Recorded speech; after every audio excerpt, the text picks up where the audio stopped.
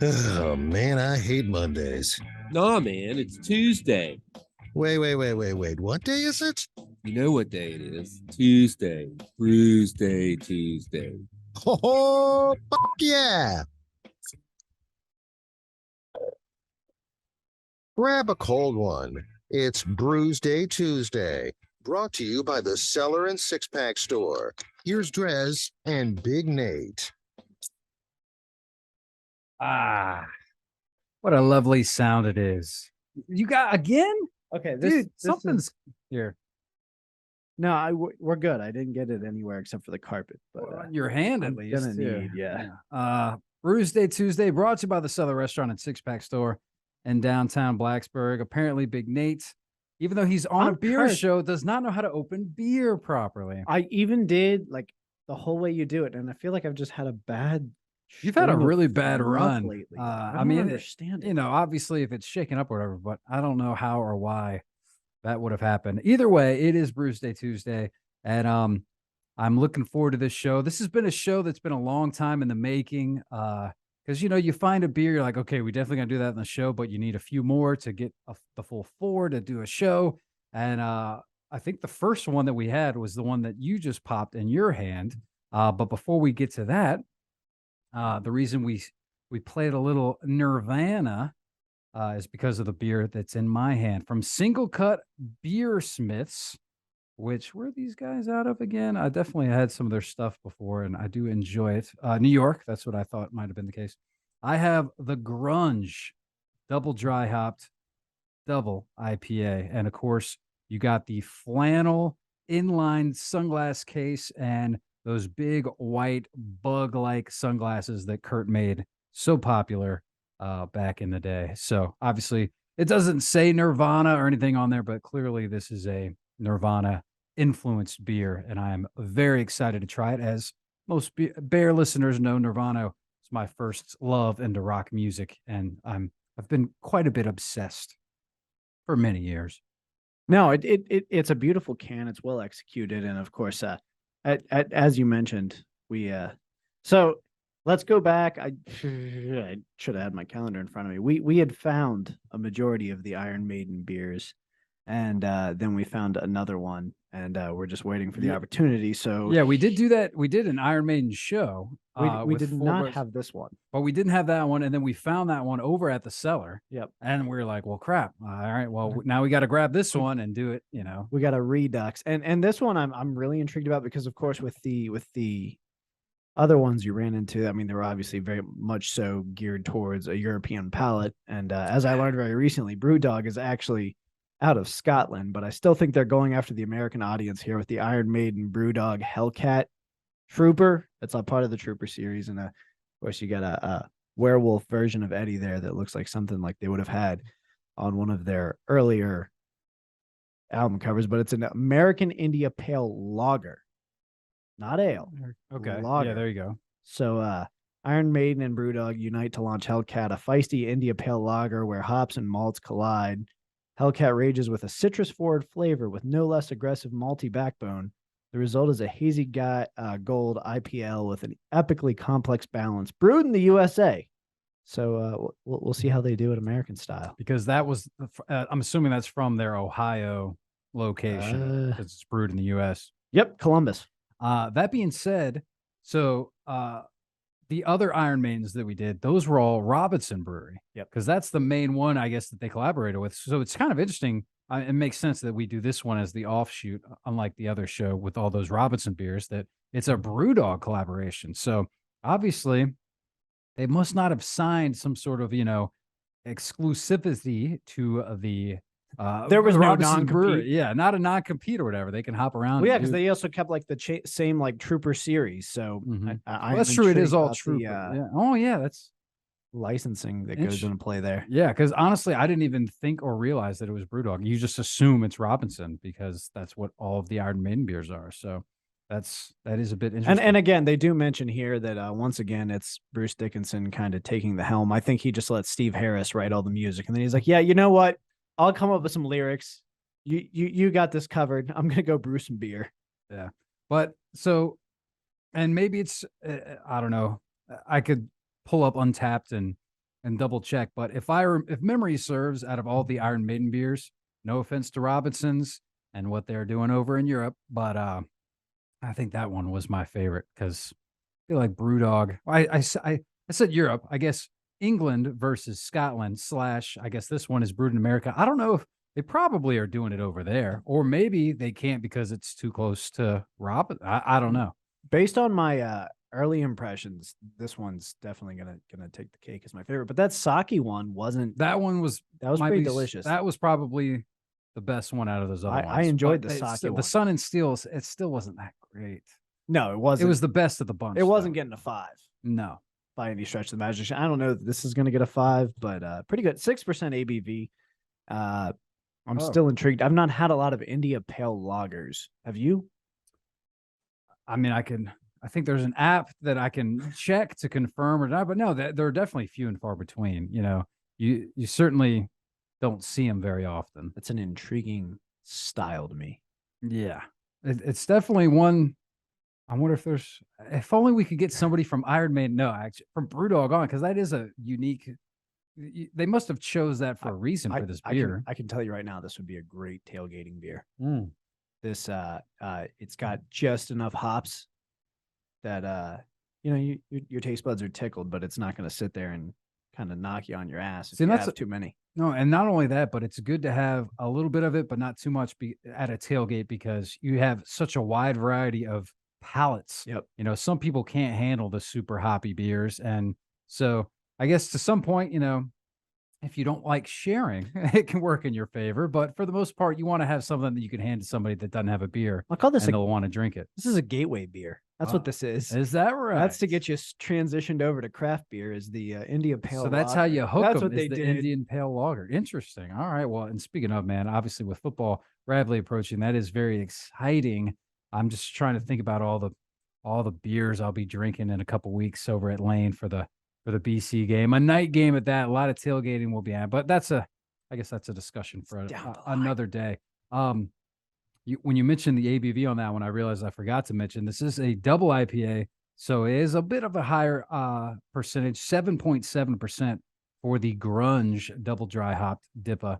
And I did want to mention, because when I was trying to think, obviously we wanted to play a Nirvana song to coincide with this beer, and you quickly suggested Penny Royal Tea, which I'm happy to play. Fun little fact for you: when I was, spending every penny that I ever earned on Nirvana, T-shirts and memorabilia and CDs, the single, like this compact disc single for Penny Royal Tea, that I think was like a Japanese import, was the most expensive Nirvana CD that I ever saw. I didn't even get one because I couldn't afford it. It was like going on eBay for like $350. And of course, this was circa, the late 90s. Yeah. So I don't know what they'd be going for now, but if it's less than that, maybe I should go in and buy it finally. I mean, now's the time. I don't remember. I mean, I guess it was just super rare, but I do remember the cover of it because it did have like a tea infusers, like Penny Royal Tea on there. And that's one of those, like I of course, like I remember kind of the day that Kurt passed, and I remember like following, like hearing about it on the radio. You really remember it? You were a baby. I was about 4 or 5. And yeah, I do. I vividly remember I was in the back of my stepdad's Pontiac Grand Am, and we were listening to the radio, which was weird because he had a massive cassette collection. And then I was like, okay, well, let's throw in some Nirvana on cassette. Mm-hmm. But it was one of those things to me. Penny Royal Tea kind of always stood out. Like I feel like I don't know, because Smells Like Teen Spirit and Man Who Sold the World were always the ones that I heard the most on the radio. But Penny Royal Tea has always been one of those ones that feels so very raw to me. It's definitely one of the, because that whole album, I mean, that was the In Utero album, and that one was just a total different direction than a lot of the different stuff. The Nevermind,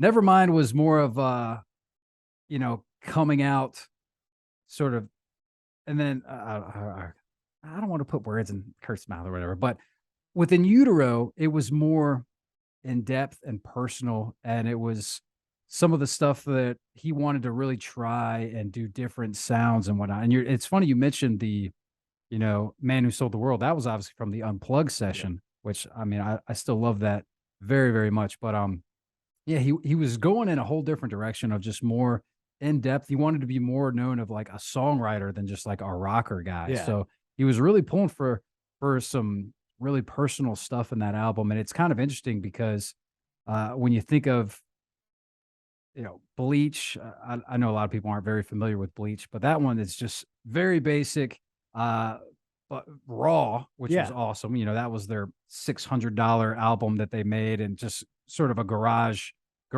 band almost sort of esque.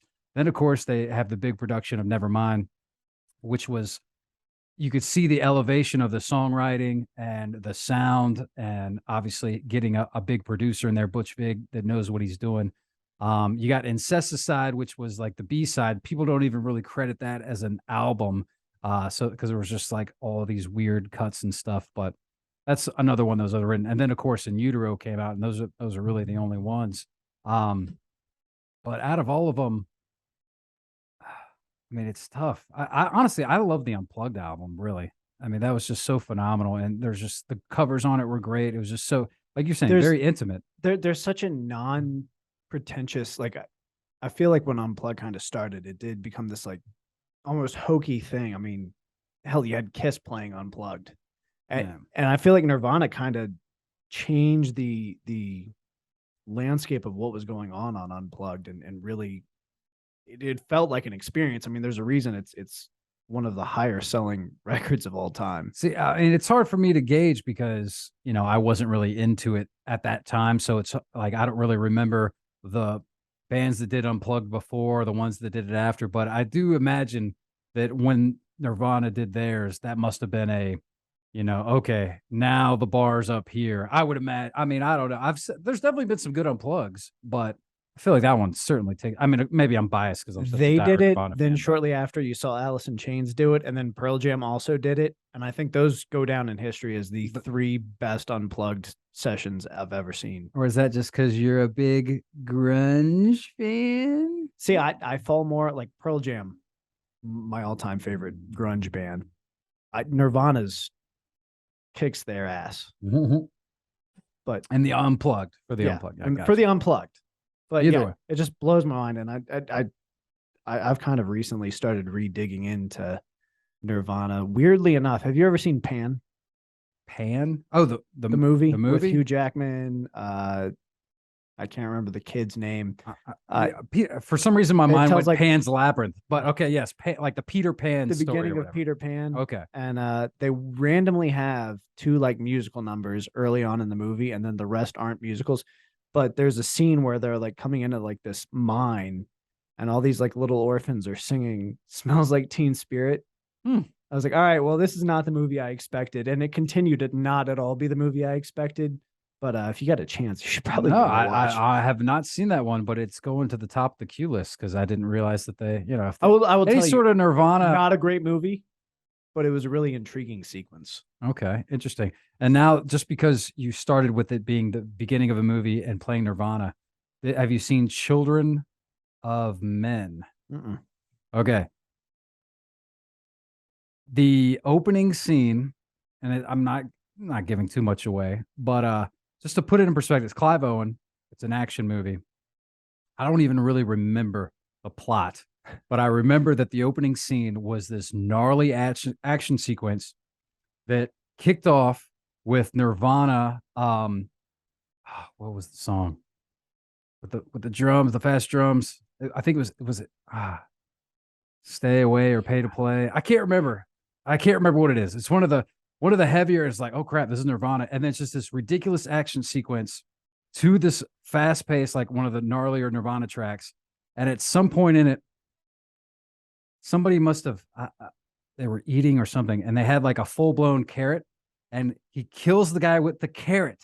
He was about to eat it, and he just shoves it, and it goes through his head or something like that. If you're not sold that's a in the Clive first Owen 5 movie. minutes of this movie, you got to check it out. Even if it's just the I'll opening check that sequence, out. it's crazy. And I might have to pull it up when we're playing some Iron Maiden to see if I can to figure out what Nirvana song it is, because it's driving me crazy. I haven't seen it in years, but like I said, I can't remember the plot line. But check that one out. We digress. let's go ahead and untap these beers, which is how we like to utilize keeping track of the beers that we love and that sometimes we don't love so much. It's a free beer app. You can download it to your mobile device today. Untapped. DreZ Drinks is my handle. Big Nate Danger sitting across from me. We check in the beers, rate them from 0.25 up to 5. How is the Hellcat treating you? So, I mean, bingo free spot. You get half point for your association with Iron Maiden. Get another half point for your intriguing, innovative America India Pale Lager, which still sounds Interesting, very interesting much so brew. made up. But so there's a point right there. I'm gonna have to go ahead and give it another 3 1/4 for the taste of the beer. So it's coming in at 4.25. 4.25 isn't too shabby on the Untapped scale. For me, the Grunge double dry hopped Dippa. This is about everything I love in one. I mean, it's a double dry hop for once, a Dippa, so you get the little bit higher ABV, just a very smooth. Honestly, the beer is phenomenal. I've drank all but one sip, so I don't know. Hopefully, maybe if you're watching on the Facebook Live or the YouTube, you saw the color of it. Very nice use. Lacing is a bit lackluster, but I'm not going to hold that too much against them. Obviously, the Grunge, Nirvana reference, bumping them up a good bit in my book. It's not quite a 5, but it's definitely at least a 4.75. This is good beer and a great combo with it. Since you're holding the Iron Maiden beer in your hand, I'll let you choose the Iron Maiden track we're going to play. So, knowing what we've got in our catalog and knowing my mentality on the way things operate, if you're gonna die, You should die with your boots die on. with your boots on. Amen to that. All right, we'll die with our boots on, and we'll be back drinking more banned beers on Brewsday Tuesday. Stick around.